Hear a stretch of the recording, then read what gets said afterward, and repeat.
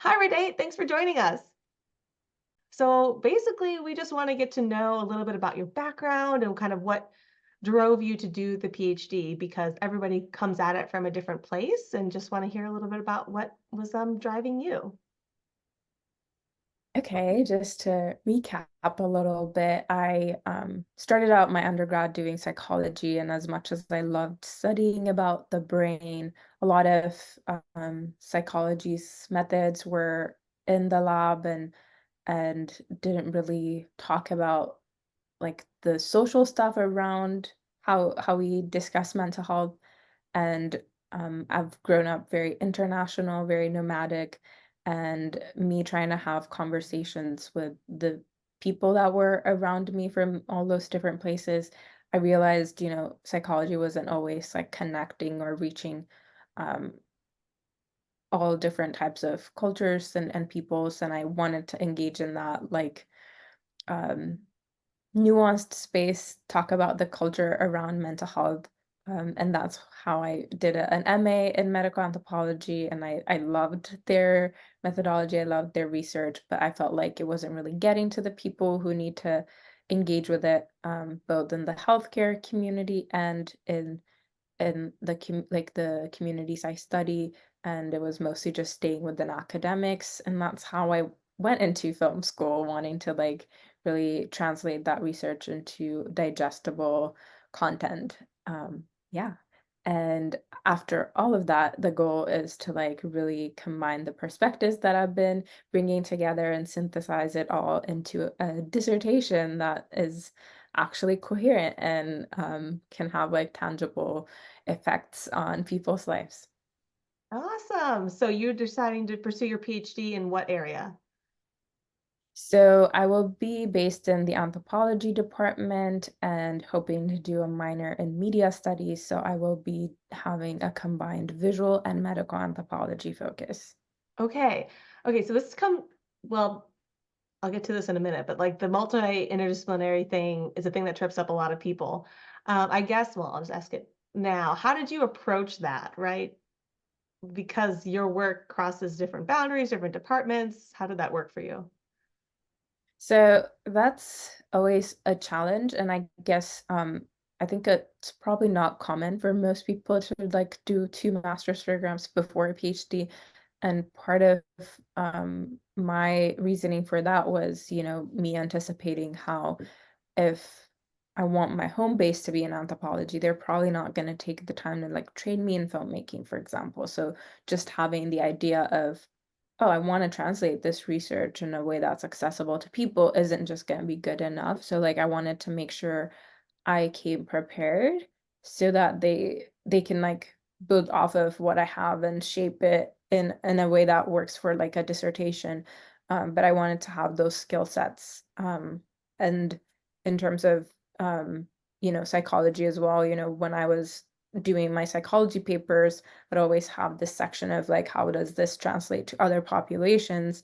But writing that critique at the end of my psychology papers wasn't just enough. So doing that first master's in medical anthropology and being familiar with that general theoretical base helped me shape enough of an idea to be okay, the PhD that will allow me to get to where I need to get to is something interdisciplinary, but within anthropology, because anthropology in itself has many like subdisciplines. It's enough of a humanities and social science combination that some people are going to fall at one end of the spectrum and other people are going to be on another side of the spectrum. So having such a diverse field as my home base will give me enough flexibility to combine them all. But I also realized I needed to bring a lot of background into it to be able to hit the ground running. Okay, I like what you said where you're like a home base, but flexible, because I think that's really nice. I think when we try to be too rigid, we end up putting ourselves in a box unnecessarily and or not seeing the opportunities that are available because they have a slightly different name, right? A slightly different department name or a different subfield or whatnot. So I like that you came at it with like a deep understanding of your space, but also like openness to kind of see it through. Yeah. Okay. So what was like the problem before joining Fearless Grad? Like what problem were you grappling with? I knew I wanted to work on mental health. The anthropology dissertation process requires like field work and being familiar enough with a language that allows you to do like deep interviews. I didn't want to necessarily like have a translator all the time. It's a vulnerable topic and all of that.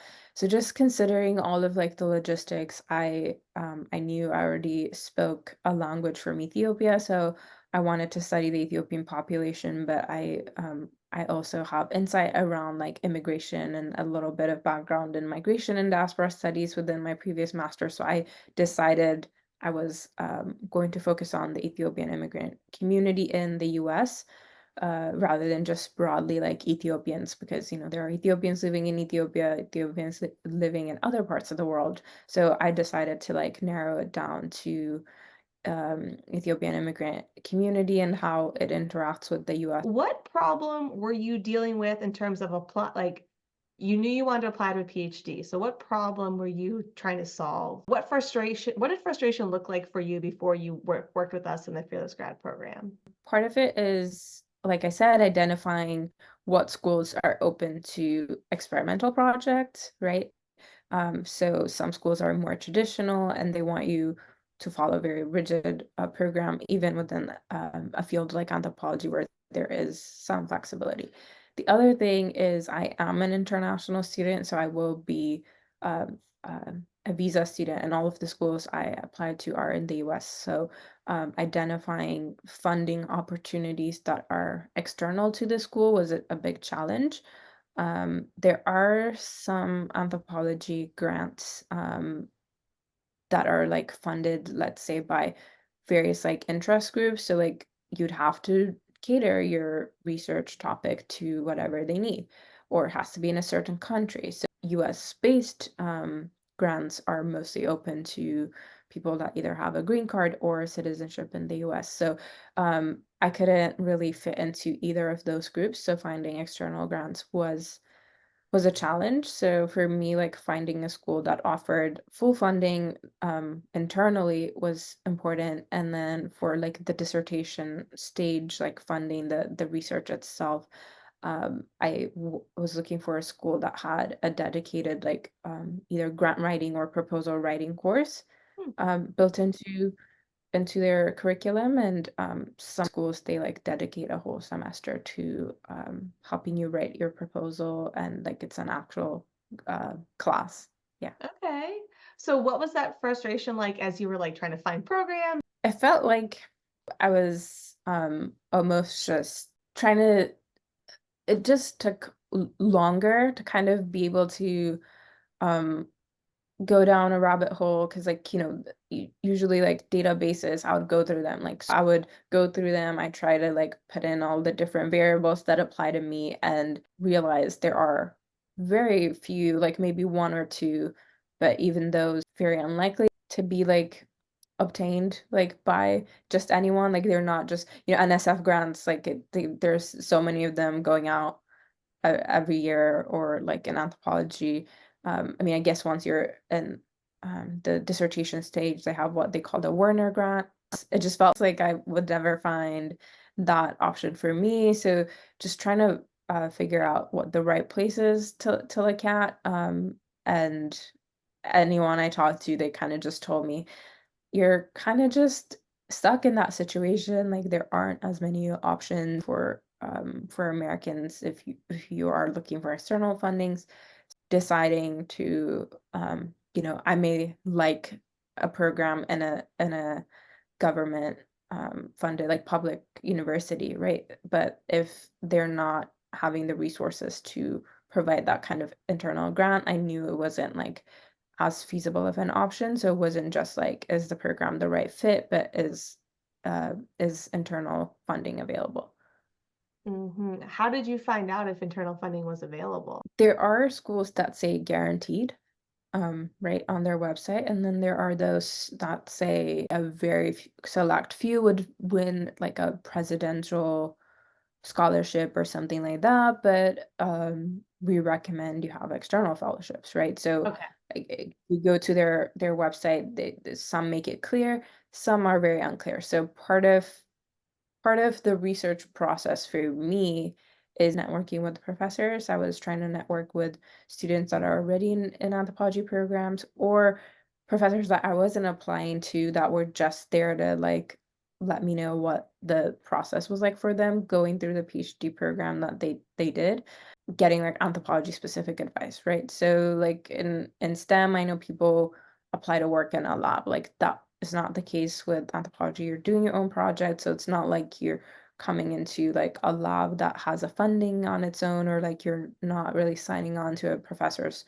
project to be their research assistant, right? So you're trying to get your project funded, right? So talking to students, like for example, UCLA didn't publish like their stipend amount, right? So there are schools that break down, you get this amount of money if you like win our internal grant, Mm, right?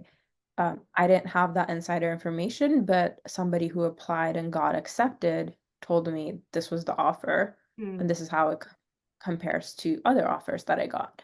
okay. So that was really helpful in like narrowing down my choices or like having realistic expectations on Mm. how feasible like Yeah.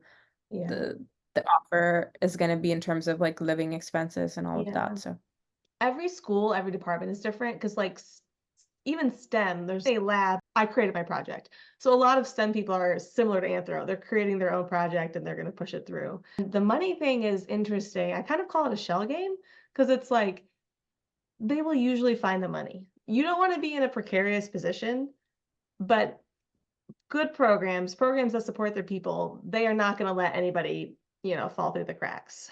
It does happen out there, and like that, you really want to be eyes open, but 9 times out of 10, they're going to take care of you as long as you're doing your job, right? That is interesting, like, that extra layer of, I guess, research that you had to do to make an informed decision. my biggest advice for people is keep in touch with professors in undergrad because you never know what kind of other networks that they have they may be willing to connect you with. And I feel like that really like served me well in terms of just having access to people that I wouldn't easily have access to, right? So sometimes cold emailing professors doesn't work.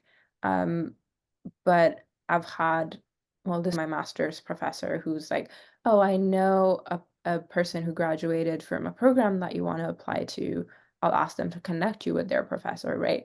Mhm, So that was a very like, however many degrees removed, right? So mhm. it took a lot of back and forth, getting a hold of the student who graduated from the program and pushing them to like reminding them to like get in touch with the other person and making sure my name is like known enough before I emailed and got a response. So like it's kind of like an art rather than just a science, I guess. 100%. 100%. Well, it seems like you did such a good job because yeah, it's not like linear. It is circular and like iterative and a little bit windy. So it seems like you did a great job with that. Okay. Well, what was like motivating you to join the Fearless Grad program? The two main things were reaching out to professors and funding. Those were like because I've been trying to like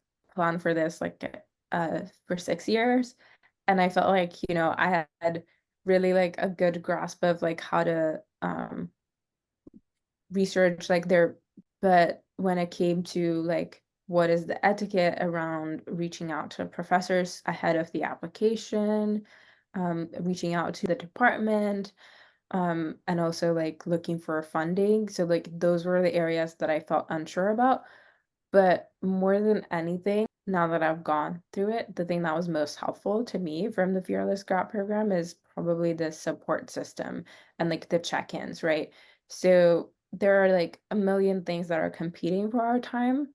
And knowing that I will do my uh, SOP review with you, like I knew like I have to hit that milestone by that time, right?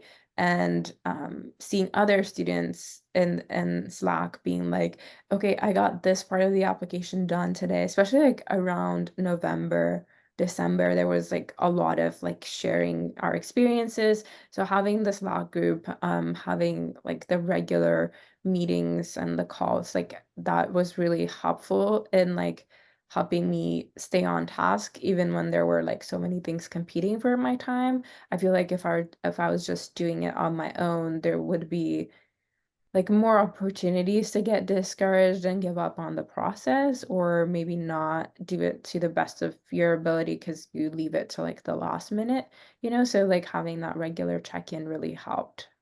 Yeah, I appreciate that because it's like you are one of the most motivated people I've ever worked with, and you go hard. And so, but to your point, like you're going hard in a lot of things. Like you're keeping a lot of like your full-time student, right? You're doing independent projects, like you've got friends, family. Even you who is so prioritized and so driven, like you just need like people and systems and support because life is crazy. That makes sense. Okay. Yeah, like having an accountability circle, that's what it felt like, is like um Yeah. yeah, seeing others is gonna like make you want to like do better for yourself as well. Because like, we weren't just sharing like the good things. This week I'm like struggling getting this done because like it's competing with this and that, and just like seeing that discussion happening like helps you check in with yourself and stay accountable. Yeah. Yeah, that's super important. Um, what could you describe the point when you felt like the Fearless Grad program was like starting to work for you, where you started momentum or like this happened or anything like that? I mean, I feel like it it's probably like different points, right? You don't even fully realize what you need until like you're in the process, right? So I know for me at the beginning was really, really helpful in laying out the long-term plan and just like how am I gonna manage the next like 7 months, right? So having a very clear like big picture plan was really helpful, and like getting started with the emails was like really helpful. So there is that beginning process, and then there are things that are like more focused on my like field and things that I, needed to rely on, like people in my department or like my professors. I found out about the Consider Cornell program through the Slack. So always checking in with the Slack, you find out about a lot of opportunities, and listening in on the weekly group calls is also like helpful, like to make you realize some people are asking questions where it makes me pay attention to maybe a blind spot that I had. So in that sense, it was really helpful. So like the unexpected that I had to like keep my eyes open to. And like the Consider Cornell program, for example, like it's probably like thinks a thing that we didn't anticipate, like because they just started doing it, right? So they wanted to make their student body more diverse, so they were trying to be proactive in recruiting underrepresented students, and that's something new that they're doing. So like I couldn't have known like when I started the process that I would find out about it or an opportunity like that would exist, right? So just staying open to like new discoveries and like making the time for it when opportunity strikes. So like when I found out about that, I had 2 days to apply, right? So staying ready so when things do like happen, you're like ready to like jump on it. That's great too. I like that. We're like your training team, right? Your running buddies. And so you're gonna stay in shape, and that way if like a new race pops up, you're like, okay, I can do it. And that's cool. I appreciate that. And I'll come back to the Consider Cornell program just because it was such like one of a kind thing. We did so much prep work, I guess, in the months leading up to it, like because the modules really like help you clarify your own idea and all of that. So when you're there in person meeting with people, you're just like, I guess, the best version of yourself without necessarily like being a robot, right? So I think in finding out about the program in itself is I found out through the Fearless Grad Slack, right? But also just being the best version of myself when I'm there also happened because, I was able to do the background work leading up to visiting there. Yeah, thank you, because it's like a little bit intangible. It's like, it's like people are like, well, why do I have to do all this background stuff? And I'm like, because to your point, then when you get there, you can just be there and be present and like be with people versus like stressing out or worried or like trying to like cram a bunch. Like the night before, you weren't like reading 10 papers to be like, oh, I hope I'm prepared, right? You were like, I kind of know what I'm doing.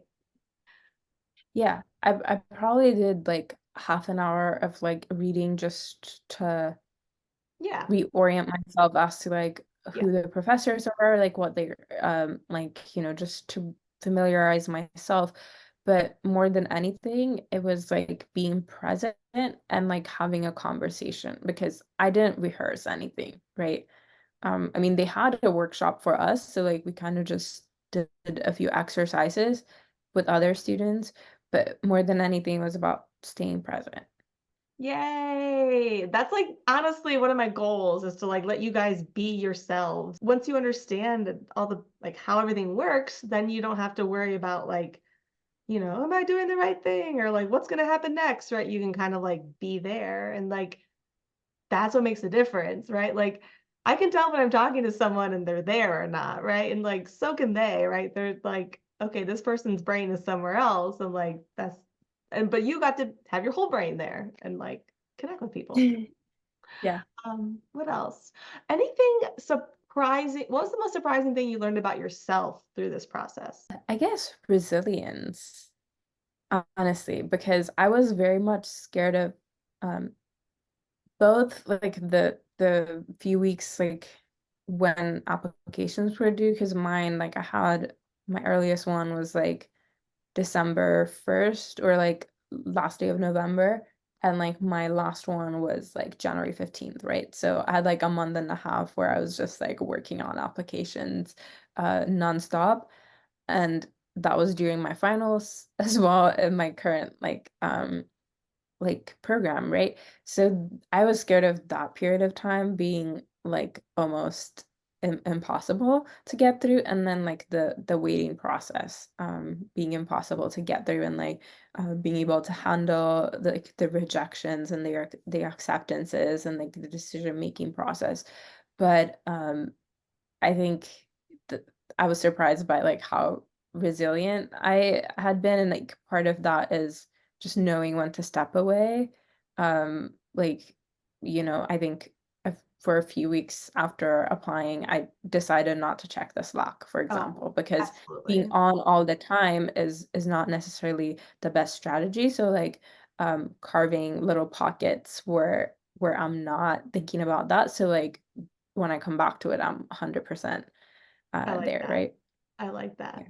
That's awesome. So when you join the program, right, you have to invest money. How did it feel to do that like on your future goals, right? Because it's not like you are getting like a car like in your hand today, but like how did that decision making process go for you?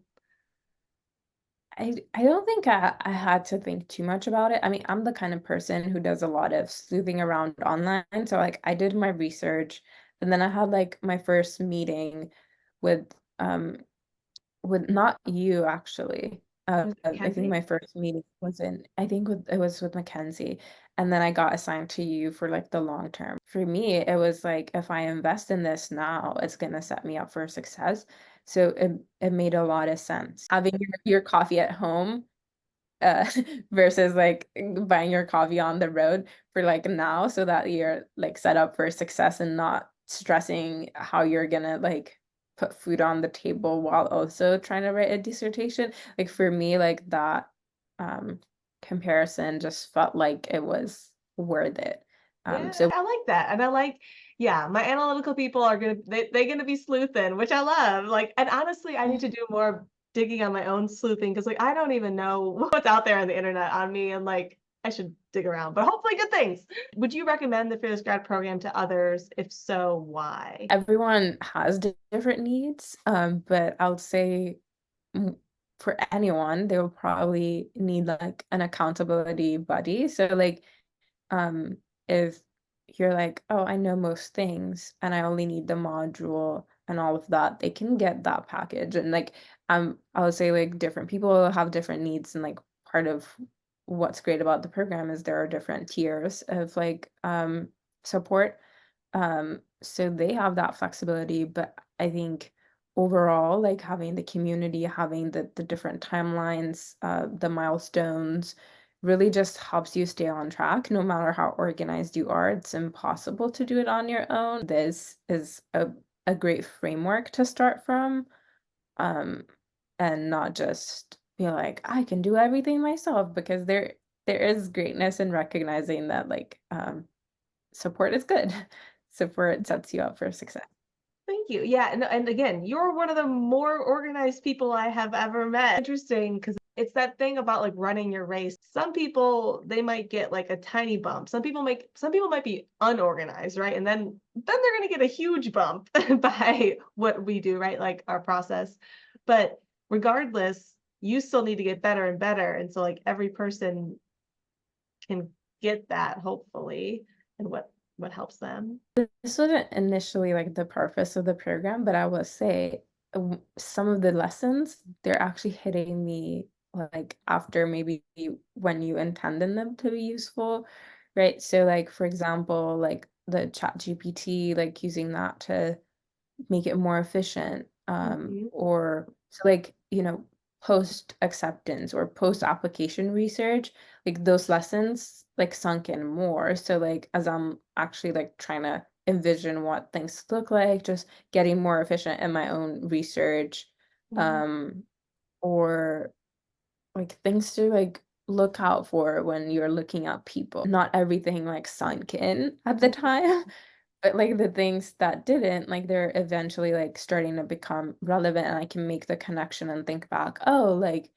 okay, it didn't necessarily like click for me when I did the module, but now like that I'm trying to decide which school to like go to, or how to like tackle the whole process of like picking an advisor now that you're in, and all of that, just like the post application, post acceptance research in itself, like now that I've internalized the lessons, they're more Yeah. useful. That's my goal, right? Is not just to get you guys in, but to get you in a good place, a place where you're set up, where you're going to, flourish instead of just survive. Where did you get in? Where are you going? What does it feel like?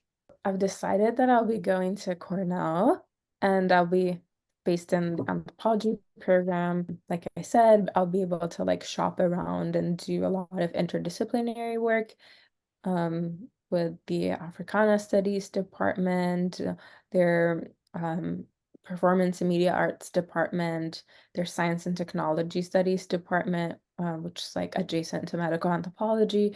So a lot of those programs I'll probably be taking classes in, um, but just in terms of their principles as well, they'll be very interdisciplinary. So that's what I picked.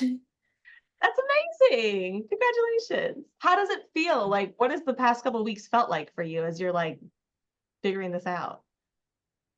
So it switches between like very surreal of like, oh, I probably just like dreamt that.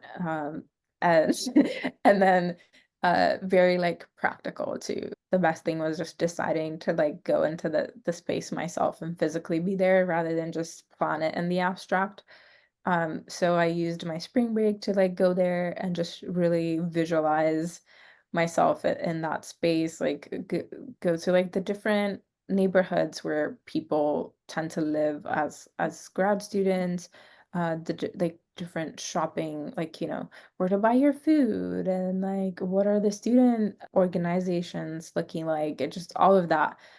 So doing a holistic assessment in that way, and like doing a gut check with myself, and not just like we've done a lot of like stuff on our computers, so we've planned Okay. it out in the abstract, and that's very important groundwork, but like before making the decision for me. Like if you are able to, if you are in the country, it's close enough to you, just going to the space and seeing, you learn nuances about your potential advisors and your potential classmates and all of that. So just if you can, getting like a more extended time with your chosen community will like help you Yes. learn things that aren't necessarily said, explicitly described, right? So you just kind of learn and observe and figure out whether that works for you or not. Amazing. Are you excited? How do you feel? I'm excited. Like I'm finally like able to, like I said, see myself in the space. It really was helpful to like actually walk the grounds and really do all of that. And more than anything, I think I'm excited about like the conversations that I started and um I'm gonna keep in contact with the professors and just really like letting the organic relationships flourish is I think gonna be important going forward. That's like the thing that's exciting me most is just like that connection. Yay, good for you. Okay, you talked about the organic relationship. I will wrap up. How did the networking, so you talked to a lot of schools, and, like, how did that networking process go for you? Like, good, bad, ugly? Like, how did it work?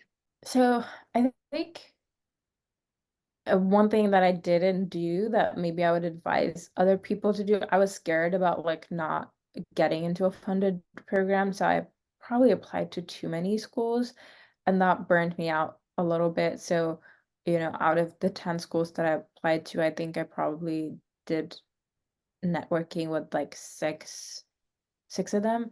And that in itself is a lot because, I was trying to learn about like the nuances of their research, especially with like quantitative research. Sometimes you have to like read a lot, or if they're like ethnographic filmmakers, watch a lot of their films to like get an idea of what they're doing. So it felt like there was a lot of stuff going into that, narrow it down to 5 or 6 schools, that might be more manageable.